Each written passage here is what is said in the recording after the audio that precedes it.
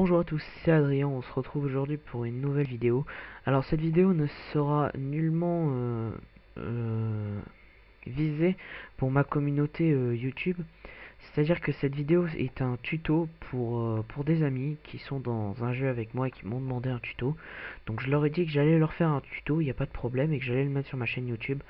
Donc si vous êtes concerné, que vous jouez à ce jeu, vous pouvez regarder le tuto, ça vous coûte à rien. Mais si vous n'êtes pas concerné par le tuto, ne le regardez pas parce que vous allez vous faire chier.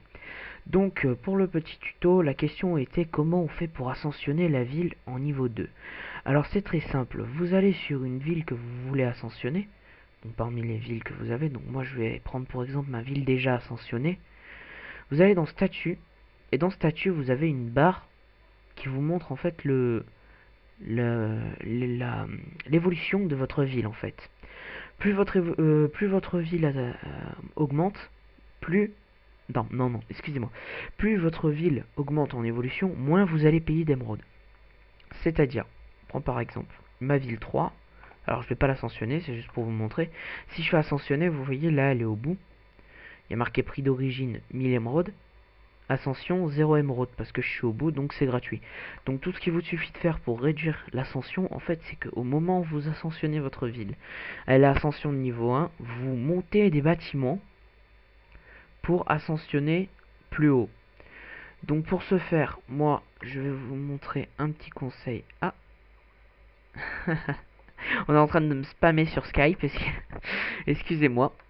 Bon, je vais quand même continuer ce petit tuto. Alors sur KOC, attendez. Valeur des bâtiments, voilà. Et oui, parce qu'il faut savoir que j'ai tout dans mon... Ah, tais-toi, Sandro. En train de me spammer, excusez-moi. Donc, valeur des bâtiments. Attends qu'OpenOffice se charge.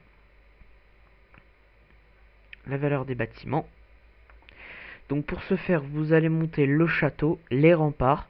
Vous allez faire le laboratoire d'alchimie, le point de ralliement, la tour de fée, la salle des chevaliers, le marché, le mirador, l'ambassade, l'apocatérie et la caserne druide dans les champs. Alors attention, une petite précision que vous devez bien vous mettre en tête, c'est que vu que vous allez faire évoluer votre ascension à chaque fois, sur l'ascension de niveau 1 et 2, vous mettez le labo, le point de ralliement, la tour de fée, la salle des chevaliers, le marché, le mirador, l'ambassade, l'apocatérie et la caserne druide, pour que ça aille plus vite.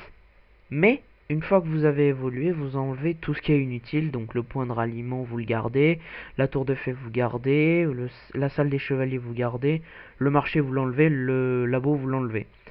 Donc vous mettez tous les bâtiments que je viens de vous citer, plus ensuite vous mettez que des maisons. Parce que les casernes et les maisons vont rapporter autant, mais les maisons vont se construire beaucoup plus vite que les casernes. Donc vous mettez que des maisons.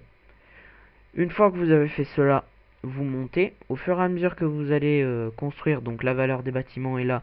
Dès que vous montez un château, vous perdez 10 en émeraude, un rempart 8, etc., etc. Au fur et à mesure que vous allez construire, là, ça va diminuer.